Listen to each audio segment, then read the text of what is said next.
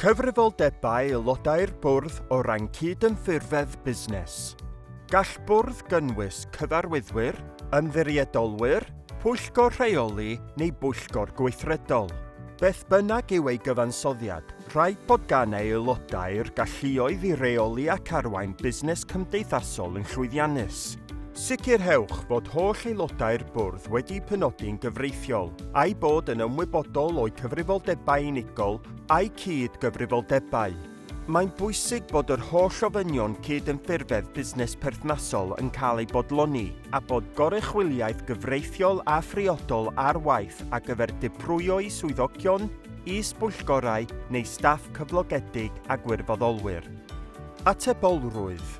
Gall sefydliad fod naill llai ag atebolrwydd personol neu atebolrwydd cyfyngedig. Mae atebolrwydd personol yn golygu bod y perchenogion yn atebol yn unigol am ddyledion y sefydliad ac am unrhyw gamau cyfreithiol yn erbyn y busnes, trwy bethau fel hawliadau cyflogaeth neu hawliadau iechyd a diogelwch. Mae atebolrwydd cyfyngedig yn golygu mai dim ond y busnes sy'n atebol i dalu ei ddyledion, neu am unrhyw gamau cyfreithiol. Diogelir y cyfarwyddwyr a'r aelodau. Dylai cyflawni eich rolau a'ch cyfrifoldebau cyfreithiol fel aelodau bwrdd busnes atebolrwydd cyfyngedig. Sicrhau eich bod yn lleihau unrhyw risg o gael eich dal yn atebol yn bersonol. Aelodau'r bwrdd a benodir yn gyfreithiol. Mae gan bob busnes cymdeithasol ddogfen lywodraethol sy'n cynnwys y rheolau ar gyfer penodi ei fwrdd. Bydd y rheolau'n nodi'r meini'r prawf cymhwysedd yn ogystal â'r broses weinyddol ar gyfer penodi aelodau'r bwrdd a rheoli cyfarfodydd y bwrdd. Bydd angen i chi sicrhau bod aelodau eich bwrdd ar gallu i gyflawni'r dasg.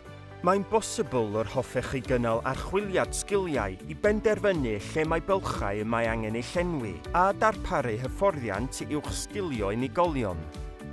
Rolau a chyfrifoldebau aelodau'r bwrdd. Mae aelodau'r bwrdd yn atebol am lywodraethu'r busnes cymdeithasol yn effeithiol a rhaid iddynt fod yn ymwybodol o'i dyletswyddau a'i cyfrifoldebau. Mae ganddynt gyfrifoldeb ariannol a chyfreithiol dros redeg y sefydliad, ac mae ganddynt hefyd lawer o ddyletswyddau cyffredinol sy'n ffurfio o rôl y mae disgwyl iddynt ei chyflawni. Dylech chi greu dogfennaeth i helpu aelodau'r bwrdd i ddeall ei rolau a'i cyfrifoldebau.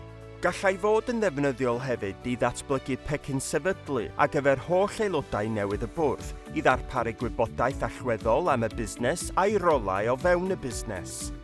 I gael canllawiau pellach ar gyfrifoldebau aelodau'r bwrdd o ran cydymffurfedd busnes, ewch i wefan Busnes Cymdeithasol Cymru ar gyfer datblygu capasiti llywodraethu ar adran datblygu bwrdd cyfarwyddwyr eich busnes cymdeithasol.